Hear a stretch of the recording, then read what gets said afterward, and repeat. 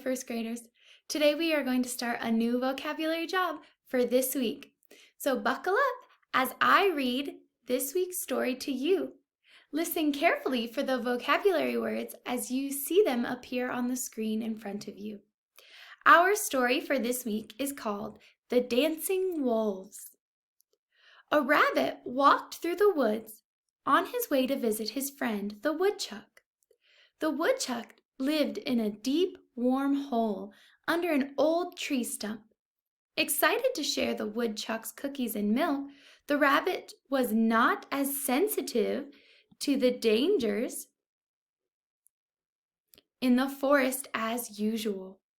He did not notice until it was too late that a pack of hungry wolves surrounded him and threatened to eat him. The rabbit was frightened, but stayed alert. He said to the wolves, "I am too small for all of you to eat. I am just a little bite for big wolves like you. One of you will get me, but which one will it be?" The wolves looked at the rabbit and sized him up. They imagined him on a scale and saw that he was too small for them to share. So of course the wolves began to argue. The rabbit cried, "Stop! I have an idea to solve your problem. I will teach you a new dance, and the best dancer will win me as the prize." The wolves, who loved to dance, agreed to this solution. The rabbit gave directions. "Line up. I will stand by this tree and sing. You will dance away from me until I call, 'Turn!' and then you dance back to me in a line."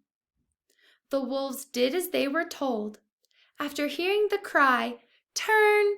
they all danced back to the rabbit. "Great," said the rabbit. "You are marvelous dancers. Now for this next part, you will dance as before, but on every 7th step you must swivel in place. I will sing and call to you from that tall tree over there." The wolves did as they were told, having even more fun. When they came back, the rabbit said, "Terrific! You did even better than the first time.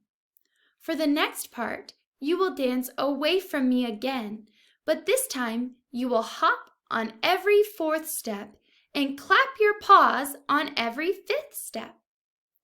I will sing from that tree way over there."